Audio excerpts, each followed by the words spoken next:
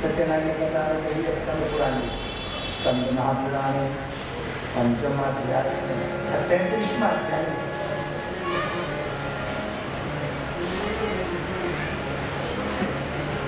આપણે જે 18 પુરાણ એની સામે 18 પુરાણ 112 ઉપનિષદ, 4 વેદ એની સામે છે, વેદાંત છે, 6 શાસ્ત્રો છે, બહુ સમૃદ્ધ છે. પણ એને સમજાવનારો વ્યક્તિ હોવો જોઈએ, એમને માથે નથી સમજાવતા. ગુરુજીનું જ્ઞાન ન ઉપજે, ગુરુજીનું કહે ગુરુજીન સંશય ના ભલે વેદ વાંચે તો ખબર ન પડે એમ. આપણને સમજાવનારા જોઈએ ને બાપ. હાલો એક સમજી લો, મને અંગ્રેજી હાલો તો નથી, અહીં આવી કોઈ ખબર વિભાગો આપી જાય તો હું શું કરવાનું? એક ક્ષણ માટે માની લો કે આપણને પણ ઇંગ્લિશ નથી આવડતું અને કોઈ મહાત્માજી આવી અને હાથમાં માઇક્રો ખોલી 1 કલાક ઉતારો પર ઇંગ્લિશમાં સપોર્ટ કરે તો આપણને ન આવડતું હોય તો આપણા ઉપરથી દોઢ ફૂટ જાય. એમ સમજાવનારી વ્યક્તિ અને આપણી પરિભાષામાં વાત કરે તો જ આગળ છે વાત. બીજી ભાષામાં આપણને હાથ અડે. આ ગંગા સતત મોટી જાય એનું કારણ આપણા છે, આપણી પરિભાષા. એટલે આપણે દેશી શબ્દો એકદમ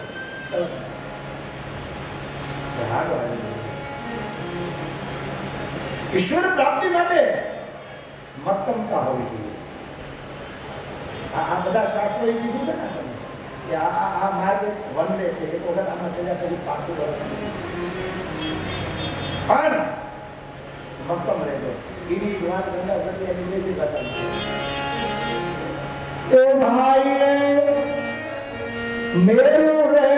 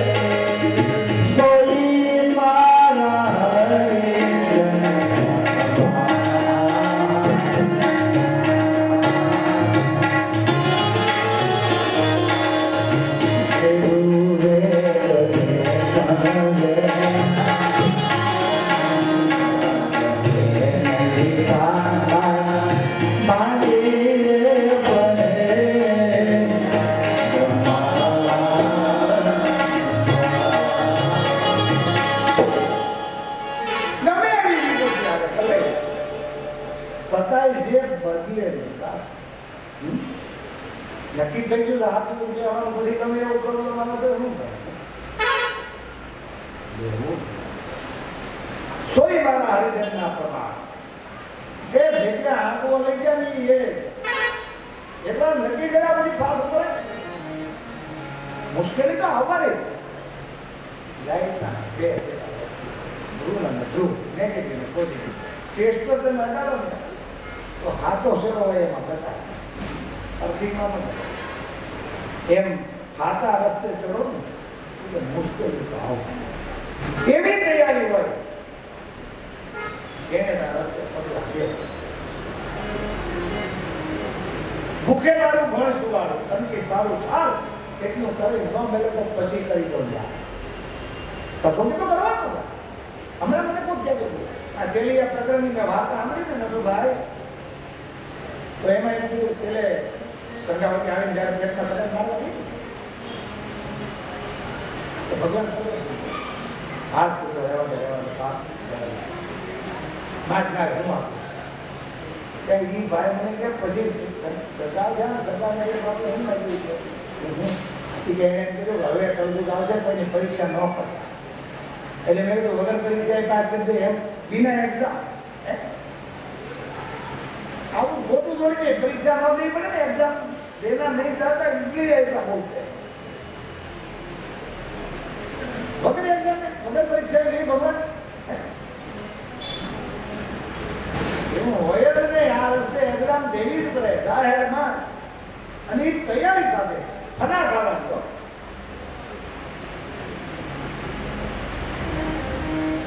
પતંગ દોડે છે જલ્દી ક્ષમા મિલાય છે આમાં તો ફના થવાની તૈયારી હોય એનું કામ છે બસ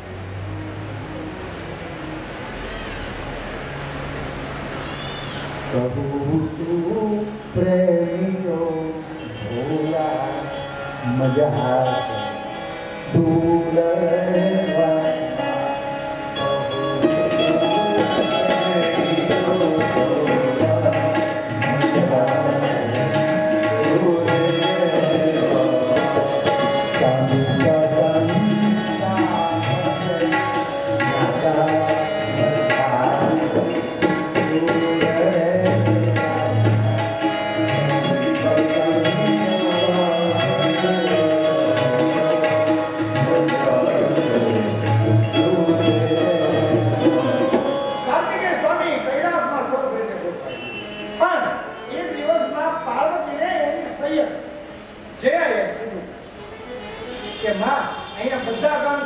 ભગવાન શિવજી તારું કોઈ ખરું જે કઈ માર્કેટમાં આપણા સિક્યુરિટીમાં છે સ્ટાફ એ ટોટલી સ્ટાફ શિવજીનો છે તારું વિચાર બહુ તારું પર્સનલ તારા કોઈને વિચાર એવો તારી વાતે હાજી હો મારું પર્સનલ તો કઈ હોવું જોઈએ શિવજી કીધેલું તને બીજો દીકરો આપી એ વિચાર આવે કથા એવી છે મેં એવું છે ઉતરું કરે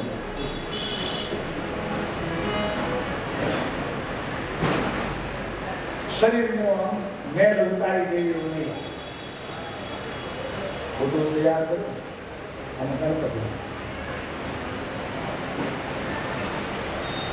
દીકરો બનાવ્યો પછી કીધું ભાઈ તારે શું કરવાનું તારે કરવા દેવાનું બેટા હું મારી આની આવડે કોઈને અંદર ન આવવા ગણપતિ તો નાના એવા પ્રમાણે ગણપતિ તો ગણપતિ કાકા પણ શક્તિનો દીકરો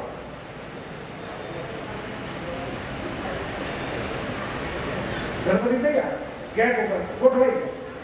અને છોકરો પણ જોજો બાળક હોય ને તે વધારે માનની સ્કૂલ કરે હા પછી બાપા ભલે એમ કરે કે મારો દીકરો છે ને મારો મમ્મીનો છે પણ મેં એક નવાઈ જોઈ છે નવાઈ કે છોકરું નાનું હોય ને ત્યારે મમ્મીને રોતા ન જોઈએ પછી મોટો થઈને ઘણા છોકરા મમ્મીને જ રોવડાવે આપણે અહીંની વાત નથી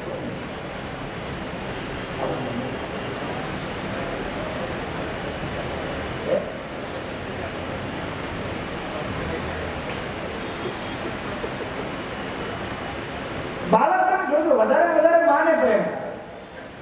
આજે ઘણા લોકો કે વૃદ્ધાશ્રમો એ અત્યારની જગ્યા છે નામ છે તેમ છે જે દેશમાં શ્રવણ થતું હોય ને વૃદ્ધાશ્રમ ન હોય અમે સારું કર્યો છે પણ હોવું ન જોઈએ બાપુ અમે સારું વૃદ્ધાશ્રમ ચાલુ કર્યું માનવ મંદિર તો હતું જ બીજું કહેવાનો અર્થ એમાં આપણી ભૂલ છે આપણી ભૂલ બાળક છે ને એ સંવેદનશીલ હોય છે એકદમ બહુ હોય બાળકને બાળતા આપણી સંસ્કૃતિ એમ કહે છે મા બાપે ઝઘડો નહીં કરવો જોઈએ બોલવું ન જોઈએ અપશબ્દો ન બોલવા જોઈએ ઢોલ થપાટ ન કરવી જોઈએ એ બધું બાળક જોવે ને ત્યારે બાળક નાનો હોય ત્યારે વધારે માને પ્રેમ કરે છે ભયભીત થાય કે માને ક્રોધમાં જાય અને પપ્પો મમ્મીને કાંઈ કરતો બાળક જોઈ જાય પછી એને એમ થાય કે આ પપ્પો જ બોલો છે મારી મમ્મીને હેરાન કરે